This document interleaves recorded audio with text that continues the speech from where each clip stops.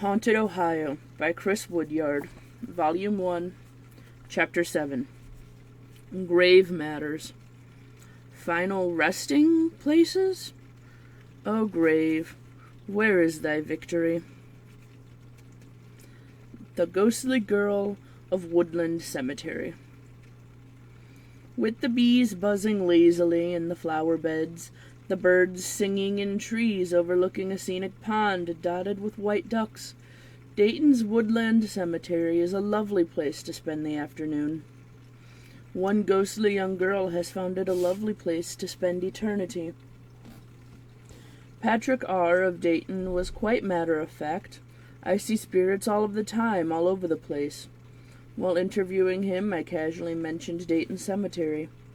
I never seen a spirit there, Patrick said, but I've got a buddy who's always saying to me, let's go up to the cemetery and see if we can see any ghosts. But I've never seen one there. He paused.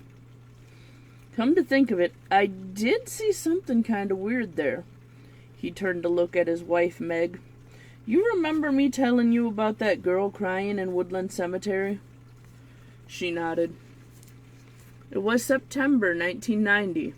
He had taken a photography class and was for the final project. He wanted to do a series on tombstones. He cruised through Woodland Cemetery in his car looking for interesting sights to photograph. He drove past a young woman sitting on a fresh grave. She was crying. She looked real distressed. Whoever it was that died, she definitely was upset.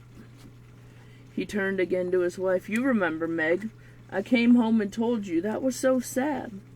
I couldn't figure out why nobody paid any attention to her. She had long blonde hair and blue jeans and... I stopped him abruptly, searching in my papers for a newspaper clipping. I found it and began to read. A girl with long blonde hair wearing a dark blue sweater. She had it tied around her waist, he broke in excitedly. Jeans and Nike tennis shoes. She had her jeans rolled up. It was real hot and I was wearing shorts. I didn't know why she was dressed so warm. What are you reading? It was a story from the University of Dayton Flyer News about Alan, a student who had an unusual experience at Woodland. UD folklore claimed that Woodland had a tombstone that glows in the dark. This tombstone was visible from North Wing at Marycrest, Alan's dorm. Curious about whose grave it was, he decided to try and track it down the next day. As he approached the grave that afternoon, he saw a young woman with long blonde hair sitting on the stone. She wore a dark blue sweater, jeans, and Nike tennis shoes. Felt kind of dumb to go up to the tombstone she was sitting on, read the name, and just walk away while this girl was watching me, Alan said. He decided to try again the next day. There she was again, Alan said. You know, the girl in the blue sweater, jeans, and Nike tennis shoes, sitting in the same spot with the same clothes. Thought it was kind of freaky, but she was probably thinking the same about me. After all, I really didn't have a good reason for being there. Alan went away and came back the next day. The girl was still there. By this time, I was convinced she was a runaway or something, he said. Only she was so clean, like her hair wasn't messed up, as if she never slept or something. She wasn't sitting, and she was sitting in the same position, in the same spot on that tombstone. She didn't say anything. She just didn't move. Now that freaked me out. He convinced a friend to come with him to Woodland the next day. They crept up on the grave from another direction, but this time the girl was gone.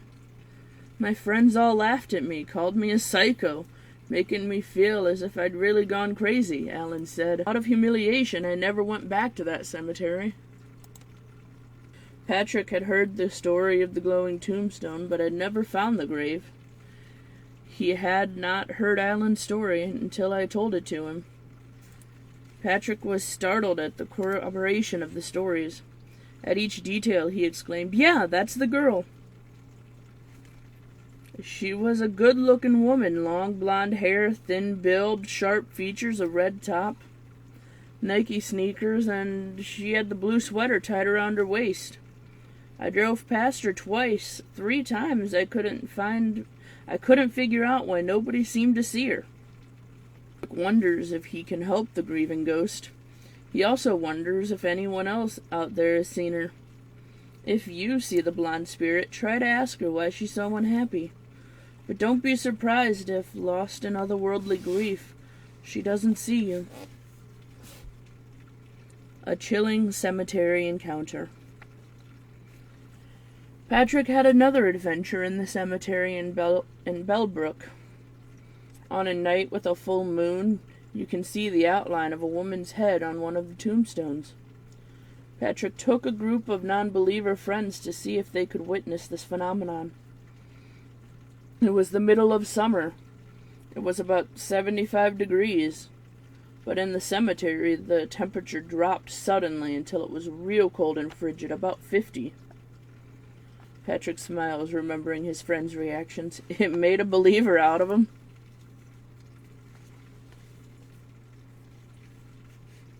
The Telltale Tombstone. Sometime in the 1930s, Miss Grace Connors of Cary was found half strangled in her bed. Her husband, who had found her when he returned from working late, called the doctor.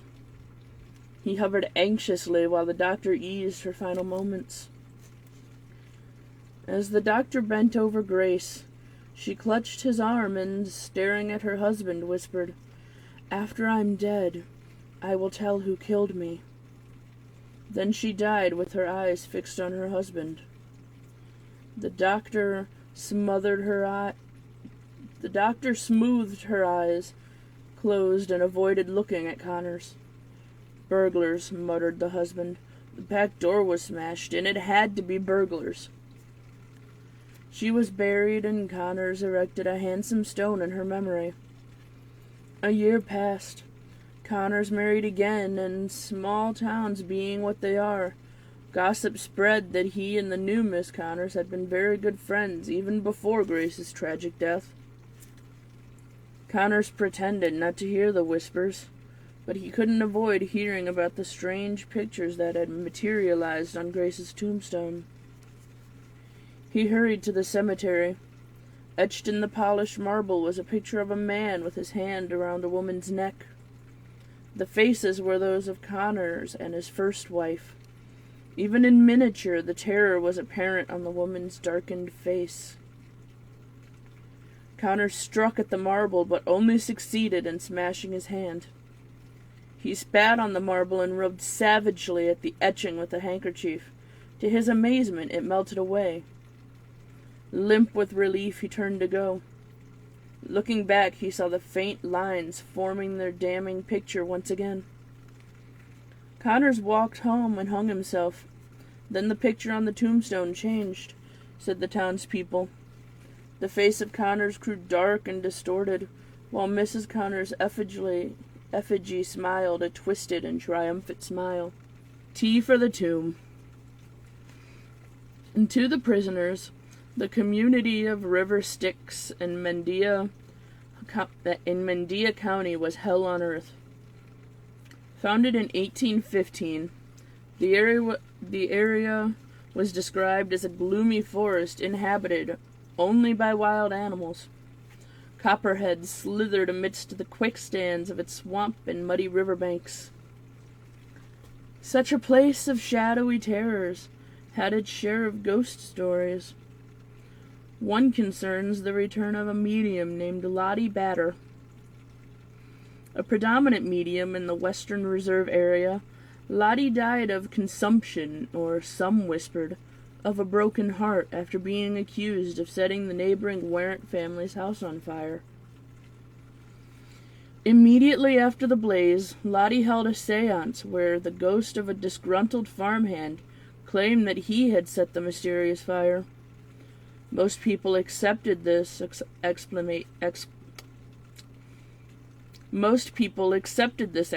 explanation, except the Warrants, who spread rumors that Lottie and her family knew more about the fire than they rightly should. After that, Lottie never held another seance. Once lovely, she grew thin, pale, and exhausted. As she lay dying, Lottie said to her mother, "I do not wish to be buried up in the graveyard with other people. Will you dig me a grave as near the kitchen door as possible, so that I may be near you, where I can visit you from time to time?"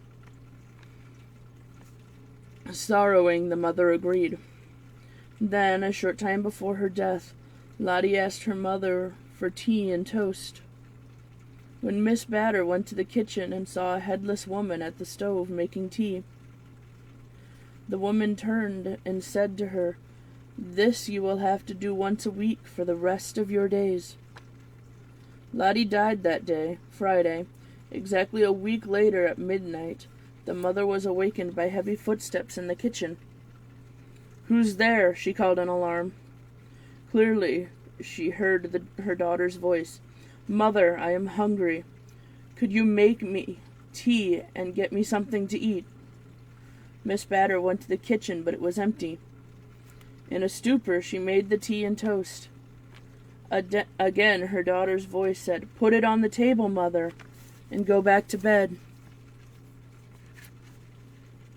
The startled mother complied, and the next morning Miss Batter found the food had been eaten, the tea drank. The story was the same the next Friday and the next.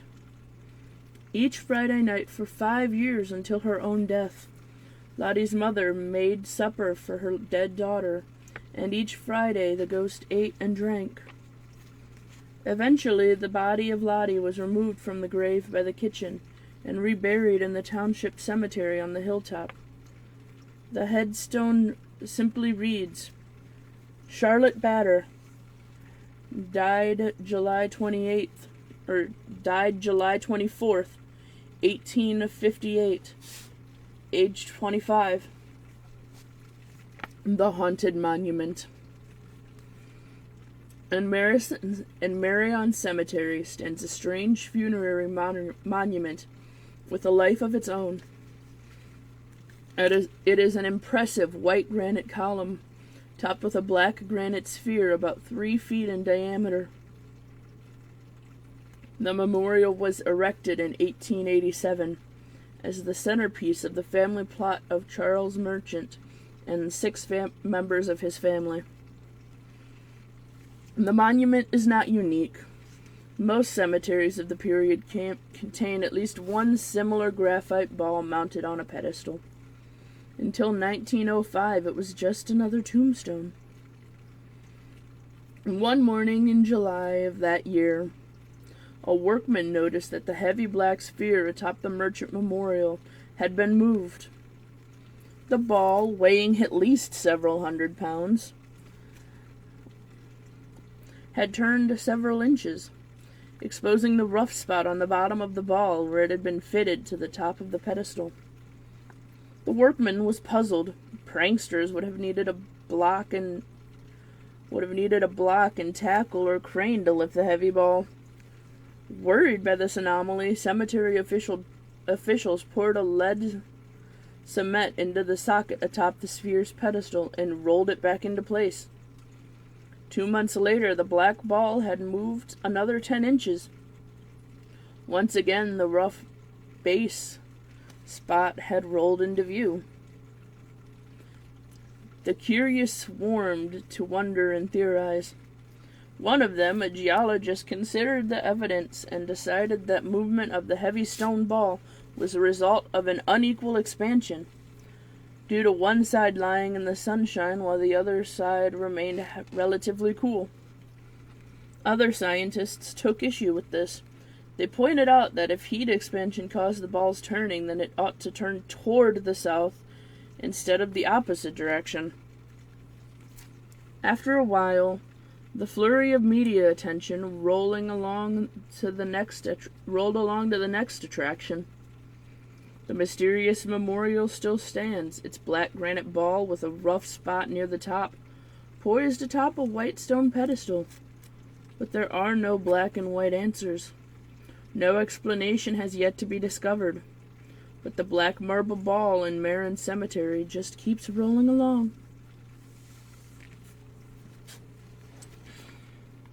Johnny Appleseed returns. Johnny Appleseed was the stuff of tall tales are made of. As he passed through the Ohio wilderness, planting seedlings, he also passed into folklore of the land. Stories about Johnny Appleseed emphasized his mysticism. He is portrayed as a village idiot with a direct line to God. But he was also a shrewd entrepreneur, trading bags of seeds to settlers for land. When he died, he was worth a fortune in real estate. With apples only as far away as the grocery, we cannot comprehend what apples meant to the pioneers. No other fruit could be so easily planted or transported in the form of seeds or seedlings. Apples were for eating, for drying and making into apple butter, cider, applejack, and vinegar for pickling. In a frontier community, the first apple crop signified permanency, the budding of civilization. Johnny Appleseed was a devout follower of Swedenborgian doctrine, which believed not only in heaven, hell, and the brotherhood of man, but in communication with spirits. So he would have seen nothing strange about the stories that every September he returns to the old family cemetery, where his half-brother and other relatives lie buried on a hilltop south of Dexter City. On September 25th, 1942, his 160th birthday, a monument was dedicated to him along Route 21, a few hundred feet from the noble Washington County line. A few mornings later, a small boy was the first to see him. The boy had gone to gather hickory nuts brought down by the first frost. On his way, he heard a calf caught in the wire fence, bawling for help. The boy stopped to free the calf and went on his way to hunt hickory nuts. Then he saw Johnny seated on a low branch of an apple tree near his family's graves. "Son," said the apparition of the boy, "the apple tree. It does no one harm, but it's loaded with good for everyone. Be like the apple tree, and I'll always be with you." The startled boy ran for his parents, but they were too late or too blind to see the ghost.